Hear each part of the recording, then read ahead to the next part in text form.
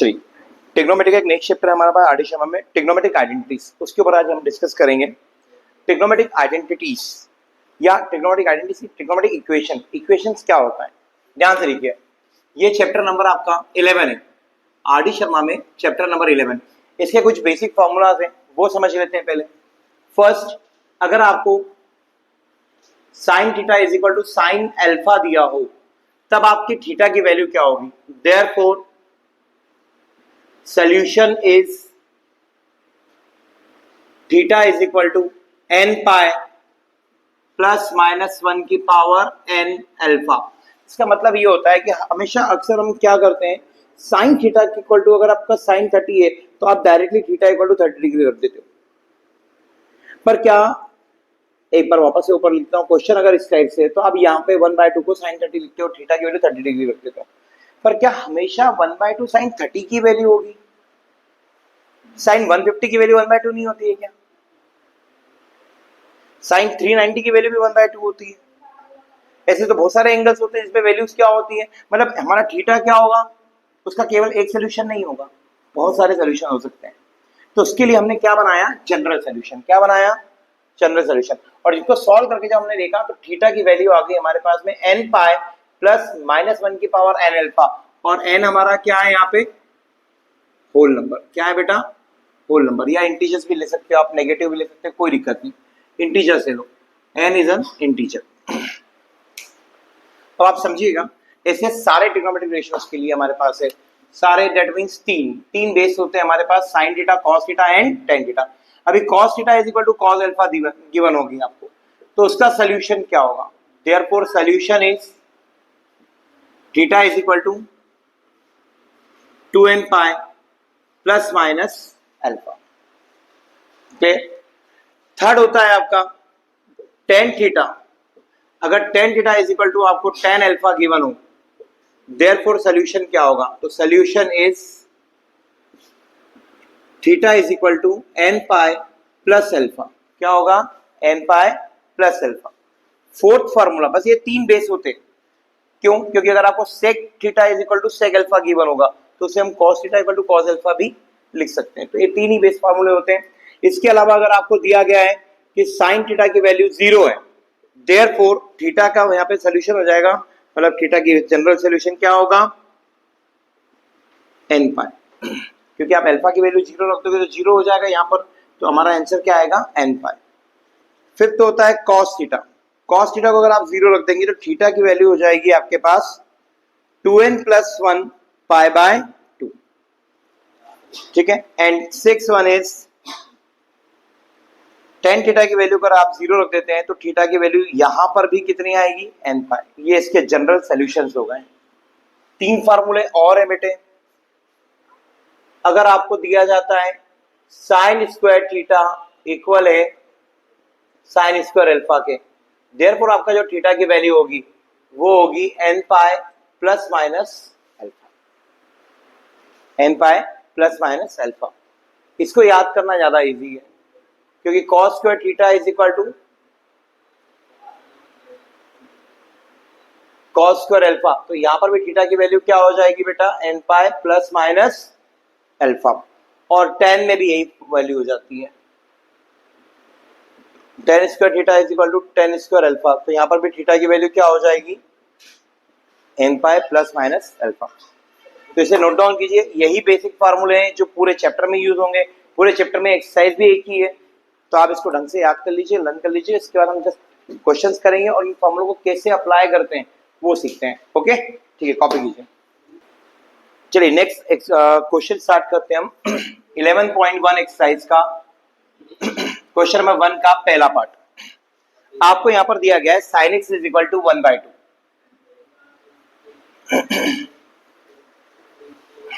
sin x equal to 1/2, इसका general solution आपको find करना है। तो अब आप बता दीजिए कि 1/2 साइन में किसकी वैल्यू होती है, 30 डिग्री की, मतलब पाई बाय 6।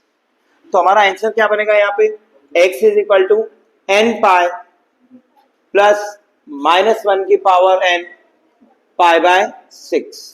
ये था आपका जनरल सोल्यूशन। क्या है बेटा, ये आपका जनरल सोल्यूशन। आप चेक कर सकते हैं पीछे आंसर, और साथ में यहां लिखना जरूरी है कि n is an element of integer, n is an element of integer. इसी का सेकंड पार्ट आपको दे करके रखा है cos x is equal to -1/2, sorry -√3/2। अब आप बता दीजिए मुझे ध्यान से सोच करके कि √3/2 cos में किसकी वैल्यू होती है? cos 30 डिग्री की। लेकिन cos नेगेटिव कहां होता है? सेकंड क्वाड्रेंट में। और सेकंड क्वाड्रेंट में जाने के लिए क्या करना पड़ेगा? 180 माइनस, मतलब पाई माइनस π/6, तो क्या हो जाएगा? cos 5 π/6 क्या हो जाएगा बेटे? अब आज हम कंपेयर करेंगे तो याद कीजिए वो फार्मूला जो हमने लगाया था, cos theta is equal to cos alpha, तो theta is equal to 2n pi. क्या लिखा था हमने? 2n pi plus minus alpha, और अल्फा की प्लेस में क्या है हमारे पास? 5 π/6, और n इज एलिमेंट ऑफ, ये रहा आपका आंसर। तो इसके बचे हुए 3 पार्ट्स आप सॉल्व करेंगे। जैसे एक और क्वेश्चन है हमारे पास, थर्ड वाला पार्ट भी हम अभी कर लेते हैं ताकि आपको क्लियर हो जाए कि साइन और कॉस के अलावा अगर कॉसेक दिया हो आपको तो उसको किस टाइप से सॉल्व किया जाएगा। तो cosec x is equal to आपको क्वेश्चन दिया गया है -√2, क्या है बेटा? तो बताइए साइन एक्स की वैल्यू क्या हो जाएगी आपके पास? -1/√2, रेसिप्रोकल होता है। तो कॉसेक दिया है तो उसको साइन में कन्वर्ट कर लेंगे, कॉस दिया है तो सेक में कन्वर्ट कर लेंगे, और कॉट दिया है तो टैन में कन्वर्ट कर लेंगे। तो यहां से स्टार्ट करते हैं अपनी क्वेश्चन के आगे की स्टेप। 1/√2 45 होता है, और साइन नेगेटिव कहां पर होता है? 2 प्लेस पे, यहां पर भी और। तो डिपेंड करेगा कि आप क्या चूज कर रहे हो। मैं अगर यहां पर लेके आता हूं तो 180 प्लस करूंगा। 180 प्लस 45 कितना होता है? मतलब 5 + π/4, 5 π/4। तो आप इसको दो टाइप से लिख सकते हो, साइन 5 π/4, और आप इसको ऐसा भी लिख सकते हो sine x is equal to sine -π/4, क्योंकि यहां पर लाने के लिए 0 -π/4 करोगे तो आप इस टाइप से भी लिख सकते हो। तो यहां से सोल्यूशन क्या आएगा आपके पास? x is equal to n pi plus -1 की पावर n 5 π/4, और x is equal to n pi plus -1 की पावर n -π/4। थोड़ा सॉल्व कर लेंगे इसको, तो x प्लस माइनस माइनस यहां पर आएगा n पाई माइनस -1 की पावर n π/4, और n is an element of integer. ये आपके आंसर्स बनेंगे। क्लियर है? कॉपी कीजिए इसे। चलिए इसी का स्टार्ट करते हैं क्वेश्चन नंबर 2। और क्वेश्चन नंबर 2 का फर्स्ट पार्ट आपको दिया गया है, सेम टाइप है, बट x की जगह यहां पर क्या हो गया है? 2x हो गया है, √3/2। अब आप बताइए साइन 2x, √3/2 किसकी वैल्यू होती है? साइन में π/3 की, π/3 दैट मींस 60 डिग्री की। तो यहां पर हो जाएगा 2x is equal to n pi plus -1 की पावर n π/3। 2 से डिवाइड कर देंगे तो x की वैल्यू हो जाएगी n π/2 प्लस -1 की power n π/6, and n is element of, तो कुछ नहीं करना है। अगर यहाँ पर 2x दिया है तो 2 डिवाइड में आ जाएगा, 3x दिया है तो 3 डिवाइड में आ जाएगा, px दिया है तो p डिवाइड में आ जाएगा, यहाँ पर nx दिया है तो n डिवाइड में आ जाएगा। डिपेंड ऑन योर कंडीशन या ऑन योर क्वेश्चन कि क्वेश्चन में क्या गिवन है। ऐसे बहुत सारे क्वेश्चन है सेकंड के पार्ट, तो इसे आप सॉल्व कीजिएगा। जो भी डाउट आए आप मुझसे पूछ सकते हैं। इसके अलावा इसमें एक फोर्थ क्वेश्चन और है। फोर्थ क्वेश्चन में दिया गया है आपको sine 2x is equal to cos. अब आप इसकी वैल्यू कैसे फाइंड करेंगे ये बताइए। तो ऐसे क्वेश्चंस के लिए आप क्या करने वाले हैं? साइन 2x माइनस कॉस, एक मिनट, तो सेकंड अपना फोर्थ क्वेश्चन साइन 2x और कॉस 3x था।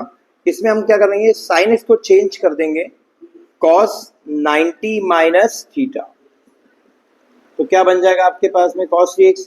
जब कॉस थीटा कॉस अल्फा के इक्वल होता है तो हमने क्या पढ़ा है फार्मूला कि थीटा की प्लेस पे हमारे पास ये is equal to 2n pi plus minus, ये फार्मूला पढ़ा है हमने, ठीक है। अब इसमें थोड़ा ध्यान से देखिए, एक बार अगर आप प्लस साइन लेते हैं तो क्या हो जाएगा आपका? π/2 माइनस का 2x is equal to 2n pi plus 3x। यहाँ पे हमने प्लस साइन लिया तो प्लस का 3x। अब ये 2x इधर जाकर के क्या हो जाएगा बेटे? 5x। ये 2n पाई उठ के इधर आएगा तो क्या हो जाएगा? π/2 माइनस 2n पाई। आप यहाँ पर क्या ले लेंगे बेटे, एलसीएम। तो एलसीएम क्या आएगा आपके पास में, 2।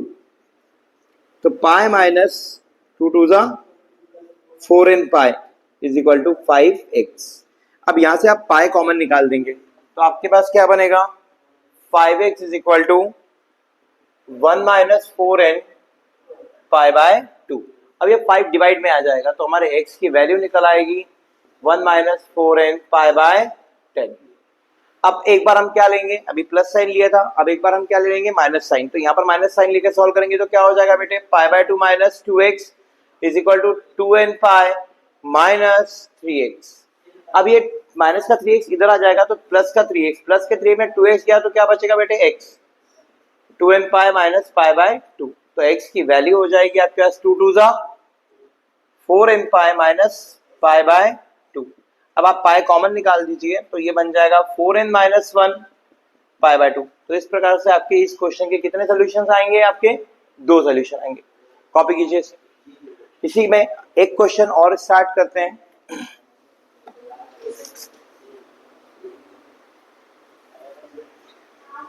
जिसे आपको दिया गया है इसी का 6 क्वेश्चन, ध्यान से देखिएगा। tan 3x की वैल्यू देती है आपको cot x।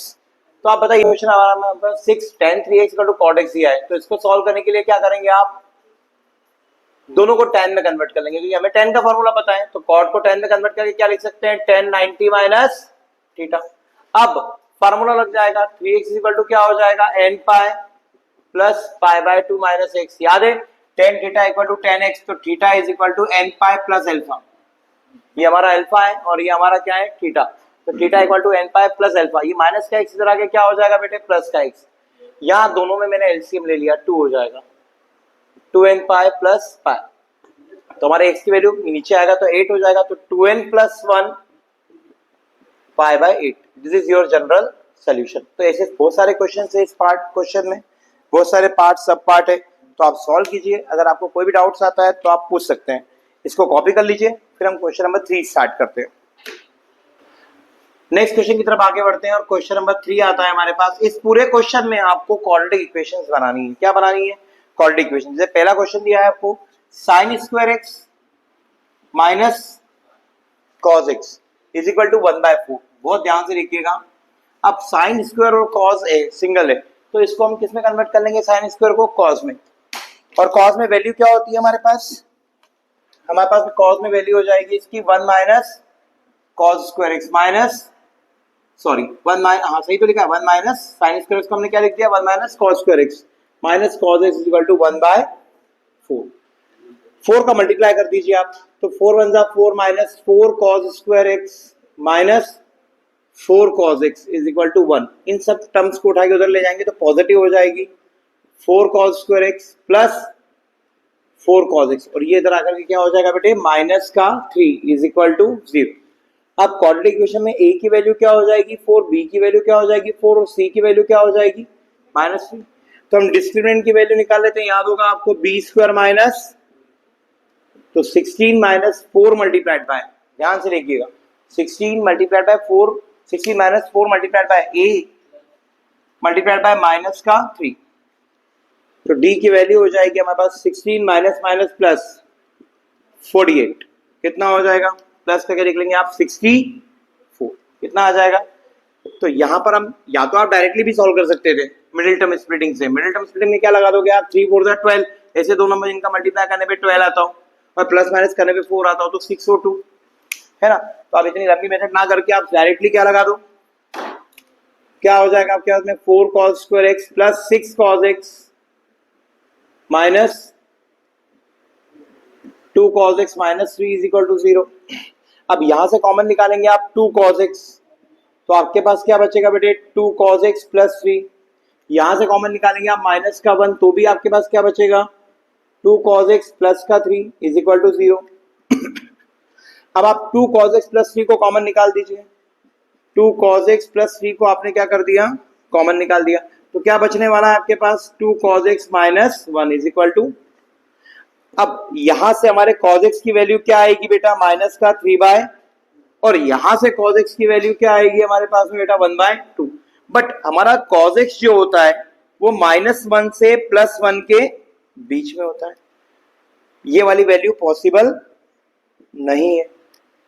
अब इस वाले को लेके सोल्यूशन लेके चलेंगे तो cos x 1/2 किसका होता है बेटे? cos 60 का, और 60 को हम क्या लिखते हैं? π/3। तो x की वैल्यू हो जाएगी 2n pi plus minus π/3। Clear? तो इस पूरे क्वेश्चन का सोल्यूशन ये था।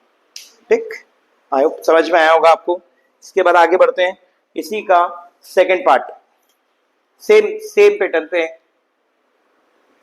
आपको लिखा गया है 2 cos square x minus 5 cos x plus 2 is equal to 0। तो यहां पर भी आप मिडिल टर्म लगा दीजिए। पूरा cos में दिया हुआ है 2 2 क्या करेंगे 4। आपको दो नंबर चाहिए जिनका मल्टीप्लाई करने में 4 आता है, प्लस माइनस करने में 5 आता है, तो 4 और 1 मल्टीप्लाई करने में 4। तो यहां पर क्या हो जाएगा आपका 2 cos square x minus 4 cos x minus cos x plus 2 equal to 0। दो के पेयर लेके कॉमन निकाल दोगे तो आप क्या बचेगा? cos x 2 cos x minus 2, यहां से 2 भी कॉमन निकाल दिया हमने, तो क्या बचेगा आपका? cos x minus 2। यहां से क्या कॉमन निकल जाएगा? 1। तो यहां पर भी क्या बचेगा? cos x minus 2। अब आप क्या कॉमन निकाल देंगे? cos x माइनस 2 कॉमन निकाल देंगे, तो आपका रिमेनिंग बचेगा 2 cos x minus 1 is equal to 0। तो यहां से cos x की वैल्यू आ जाएगी 2 विच इज नॉट पॉसिबल, और यहां से cos x की वैल्यू आ जाएगी 1/2 और 1/2 जो यहां पर किया था हमने। तो यहां से डायरेक्टली हम आंसर क्या लिख देंगे? x की value 2n pi plus minus π/3। ये आपका फाइनल आंसर होगा। कारण क्योंकि यहां पर आपने लिख दिया cos x is equal to cos π/3, तो x की वैल्यू क्या हो जाती है? 2n pi plus minus π/3। तो इस क्वेश्चन का आंसर हमारा होगा 2n पाई प्लस माइनस π/3। ठीक है, नोट डाउन कीजिए। एक क्वेश्चन और करेंगे फिर हम। चलिए नेक्स्ट क्वेश्चन आ रहा है क्वेश्चन नंबर 3 का 6 वाला पार्ट। क्वेश्चन नंबर 3 का 6 वाला part, 3 cos square x minus 2√3 sin x cos x minus 3 sin square x। थोड़ा ध्यान से देखिएगा, यहां पर भी हम मिडिल टर्म स्प्लिटिंग लगाएंगे। पहले आप इसका मल्टीप्लाई इसमें करिए, तो क्या आएगा आपके पास? 9 sin square x cos square x। तो ऐसे दो नंबर ढूंढना है जिनका मल्टीप्लाई करने पे क्या आना चाहिए? ये आना चाहिए, और प्लस या माइनस करने पे कितना आना चाहिए? इतना आना चाहिए। तो क्या मैं ऐसा लिख सकता हूं 3√3 sin x cos x में से माइनस कर दूंगा मैं √3 sin x cos x, तो इसको माइनस करने पे ये आएगा, और इसको मल्टीप्लाई करो आप तो √3 3 3 9 sin square x cos square x भी आ रहा है। मतलब that means middle term splitting method से क्वेश्चन हमारा क्या हो जाएगा? सॉल्व हो जाएगा। ध्यान दीजिएगा क्या लिखेंगे आप, ये वाला पोर्शन उठा के लिख देंगे आप माइनस का 3√3 sin x cos x, चूंकि यहाँ माइनस था तो माइनस हो जाएगा, और ये क्या हो जाएगा आपका? Plus √3 sin x cos x minus का 3 sin square x is equal to 0। अब आप दो के पेयर बनाइए और कॉमन निकालिए। क्या कॉमन निकलेगा यहां से बेटा? 3 cos x। क्या कॉमन निकलेगा? 3 cos x। क्या बचेगा आपके पास? cos x minus √3 sin x। Yes और नो? यहां से आप कॉमन क्या निकाल देंगे? √3 कॉमन निकाल देंगे, और साथ में sin x कॉमन निकल जाएगा। और क्या बचेगा आपके पास में यहाँ पे? cos x। अब √3 में से √3 चला गया तो √3 बचेगा, √3 sin x is equal to 0। अब आप क्या करने वाले हैं? कॉमन निकाल देंगे। किसको कॉमन निकाल देंगे आप? cos x minus √3 sin x को आपने कॉमन निकाला, तो क्या बचेगा आपके पास? 3 cos x plus √3 sin x is equal to 0। तो यहां से हमारे पास में आ जाएगा cos x is equal to √3 sin x, और यहां से आ जाएगा 3 cos x is equal to minus √3 sin x। sin x को इधर cos x को इधर लेके आ रहा हूं, तो sin अपॉन cos कितना हो जाएगा? 10x, और ये √3 इधर आके 1/√3 बनाएगा। सेम प्रोसेस में यहाँ पे कर रहा हूँ, इसको उठा करके इधर ले जा रहा हूँ, तो क्या बन जाएगा बेटे हमारे पास? 10x माइनस 3 अपॉन में √3। इसको कट कर देंगे तो यहाँ पर क्या आ जाएगा? √3। यहाँ पर तो बहुत इजी हो गया, आप इसको डायरेक्टली लिख सकते हैं 10 π/6, 30 डिग्री की वैल्यू होती है। तो हमारा सोल्यूशन हो जाएगा x n pi plus pi by 6। पहला सोल्यूशन तो आपके पास आ गया। दूसरा, यहां से आप क्या करेंगे, tan x। अब tan नेगेटिव कब होता है, थर्ड क्वाड्रेंट में, सॉरी सेकंड क्वाड्रेंट में। और सेकंड क्वाड्रेंट में आने के लिए आपको क्या करना पड़ता है, पाई में से माइनस करना पड़ता है। और कितना माइनस करेंगे आप, 60 डिग्री। तो pi minus pi by 3, 2 pi by 3। अब आप कंपेयर करेंगे तो x की वैल्यू हो जाएगी n pi plus 2 pi by 3। तो ये आपके दो सोल्यूशन होंगे। क्लियर, आयो आपको समझ में आया होगा। तो आज के वीडियो में हमने बेसिक कवर किया है, क्वेश्चन नंबर 1 कवर किया है, 2 कवर किया है, 3 कवर किया है। कल हम इस चैप्टर और एक्सरसाइज दोनों को कंप्लीट कर देंगे। तो मिलते हैं कल, आप जब तक इसे सॉल्व कीजिए।